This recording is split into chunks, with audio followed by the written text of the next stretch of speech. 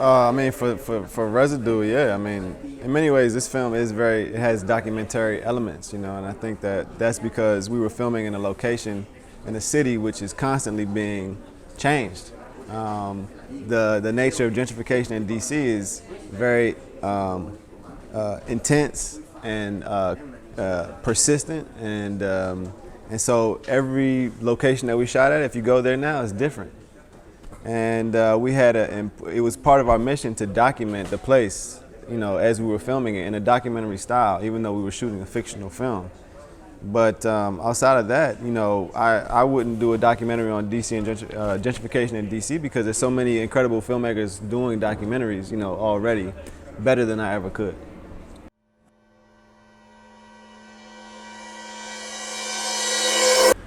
Well, gentrification really is it's a symptom, of a much larger problem of our powerlessness, in these areas, especially for Black people. We don't have the power to determine our own, cities, how things should be, to maintain our own culture. In fact, even if Rome is experiencing gentrification, it's interesting being here where, the 1,000-year history of Rome is in your face. In every brick, every building, it emanates the history of Italy, And Black people in DC, the saddest thing about it is that, we don't ever have enough time in one place to accumulate such history, to have a record of our existence over the course of hundreds or thousands of years. We exist at the, whims of white people who determine when they want to leave the city, when they want to come back to the city. Then, white flight is a thing. When there's a riot, there's white people leave the city. When they come back, Black people have to move away, to somewhere else. It doesn't matter where, just anywhere but here. And so I think that, for me, this film is really a battle cry against people who would, deny us the right to make our own history. I agree. I mean, everything that we experience is, economics is at the core. But we also know that, especially, in America, economics falls along racial lines. It's no accident that Black people, by and large, have nothing in the country, and white people have it all. Economics, capitalism, is all racialized. And so we experience it at a much more intense rate, by and large, as a people. And so to me, that's the heart of it. It's not really about gentrification. Gentrification is one small thing about what Black people face, but in the film, it's never named gentrification. We never say that word in the film. Black people, it just falls into a massive congealed, experience of oppression that Black people face on a daily basis because of, our lack of economic power.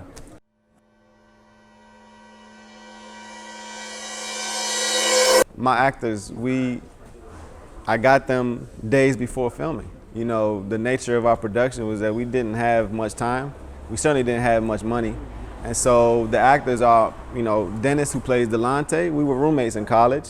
I called him as I was driving from LA to DC, do you want to be in this movie? We start shooting in a couple of weeks. He's like, no problem. We had no time for rehearsal. People were they didn't even have the script beforehand because we shot, I only had the first draft of the script, and in many ways it wasn't working. And so we were authoring on the fly. And so they were ready to just, they were able to roll with it in a way that is amazing. But none of them are actors. They're all non-actors.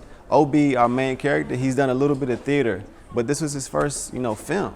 But, they know DC, the film is very central to their lives, their experience.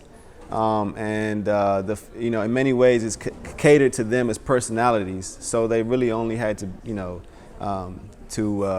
it was very easy for them to understand the story and get into the characters. But I sometimes imagine if we had more money, more time for rehearsal, man, if you think the performances were good now, imagine how much more we could have achieved, It's amazing. It's amazing. Yeah, I think the fact that, we didn't have what I'm telling you is because we were shooting the first draft of the script, we didn't have a clear idea. I thought I did. But looking back, I know that I did not have a clear idea of the film as a whole. I had the essence, but not the whole. And so they helped me to create the story as we were going. But I think that you know, it's important to know that we shot over 2 summers. The first summer, we didn't have an ending. I went back to school to edit, and as I was editing, it was clear that we had to come back again to shoot more. And then we had we had a clearer idea of what we wanted, but that's all because of the mistakes that we made in shooting. We didn't have because we didn't, but that's part of the process, and I think that's what I love so much is that it's very imperfect, it's very amateur, it's very instinctual, you know what I mean? Without, all the normal equipment and trappings of a Hollywood production. We authored and created something interesting on the fly, and I think my favorite parts about it are the things that are imperfect and the mistakes that we made into something interesting.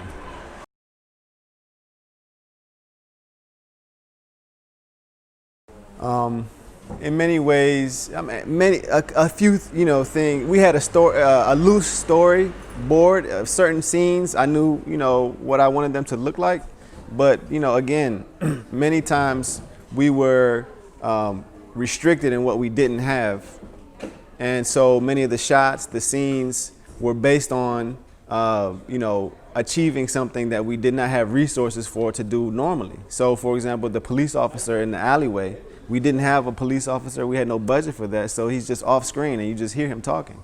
And the drive-by shooting and stuff, we didn't have a car, we didn't have guns. All those things were things that we had to creatively shoot. But it was more beneficial that way because, for example, from my memory of this drive-by shooting, which is in the film, I was a child, I experienced it from within the car, surrounded by my siblings, and so I couldn't see what was happening anyway. And so it gave me an excuse and a reason to go in and shoot it, more closely to the way I had experienced it, and it came out more interesting, I think, because of that. And it happened across the board.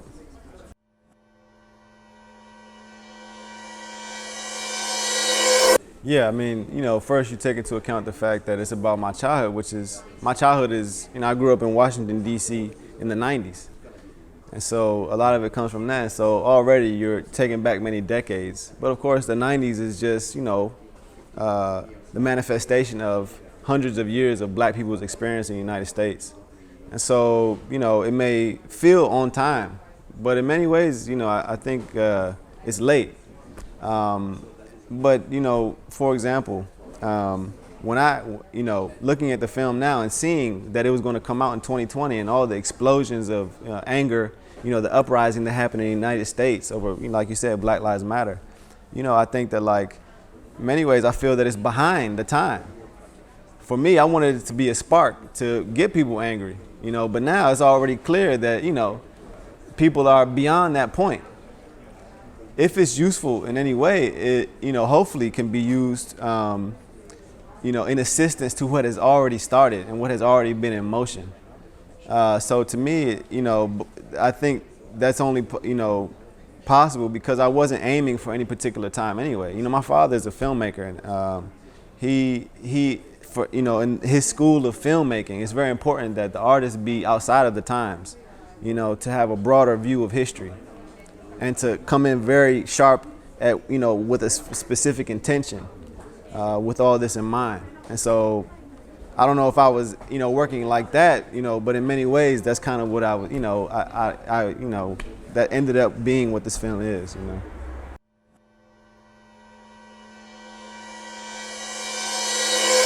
Yeah, I mean, first and foremost, the film is by and about DC. As much as I could, the crew, the cast, the location, as DC as possible.